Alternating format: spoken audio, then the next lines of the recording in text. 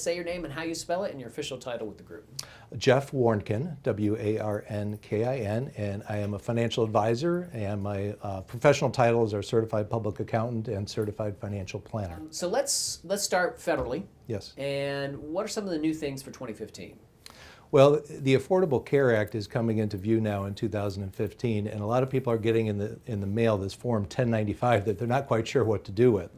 So if you had insurance through any of the exchanges, or if you had group coverage with an employer that has 50 or more employees, you're now getting this Form 1095.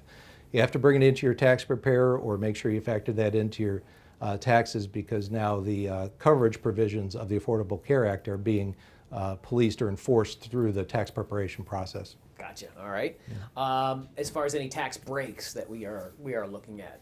Yeah, a number of items were made permanent in 2015, which was nice because each year they would get extended after the fact, and we were never quite sure whether we could use them or not, and we kind of had to wait and see what Congress was doing.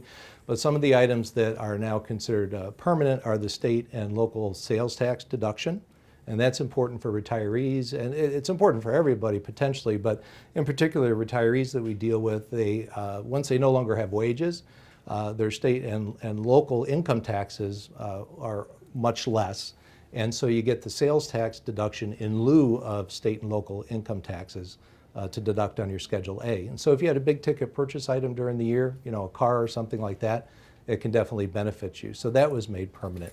The American Opportunity Credit was made permanent. Now this is important because all those folks out there that have children that are in college can potentially benefit from this credit.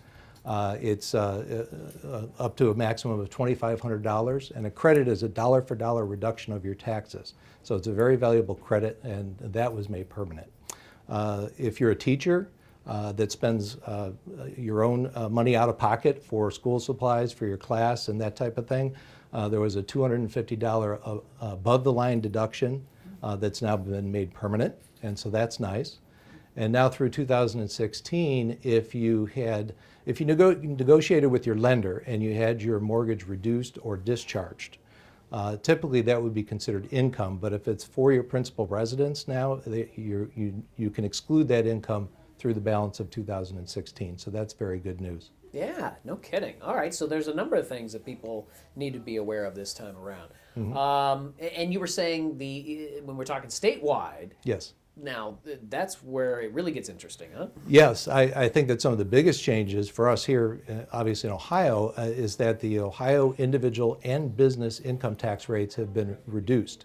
The individual tax rates have been reduced on average 6.3%, which is pretty sizable. But even better on business income, so if you're a sole proprietor, you have an S Corp or an LLC, the maximum tax rate now on that type of income is 3%. And you get to exclude 75% of the first $250,000 of that income for 2015. But it gets better. And starting in 2016 and beyond, you'll be able to exclude 100% of that income. How big is that for somebody who has their own gig and they're trying to get something going? Well, I think that's huge because that's money that stays in the business that can now be spent on either capital acquisitions, expanding, hiring. You can hire that additional employee or two that maybe you weren't able to before. So I think in terms of keeping businesses here in Ohio and also stimulating job growth, I think it's tremendous. Gotcha. So you like free money? Absolutely.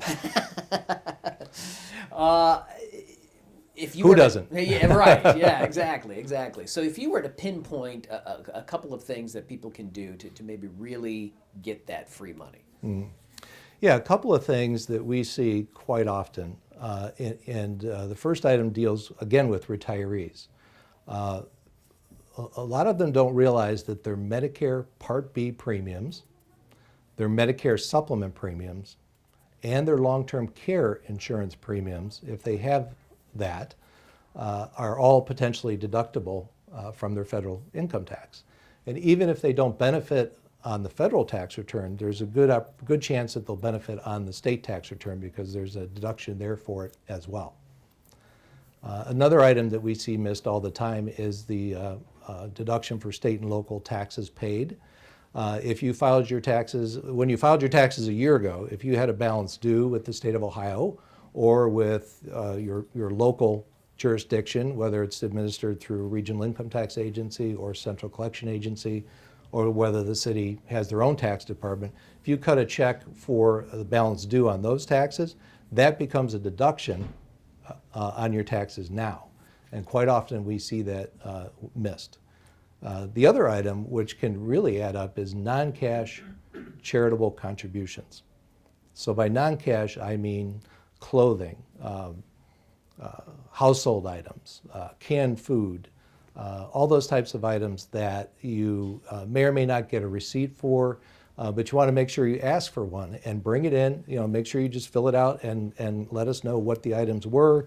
And there's guides, there's online guides that you can use to price the items in terms of, what's a shirt, what's the appropriate amount to deduct for a shirt or trousers or bedding and those types of things. But it really adds up. Our clients that are diligent about that are getting a ton of free money, as you mentioned it, each year.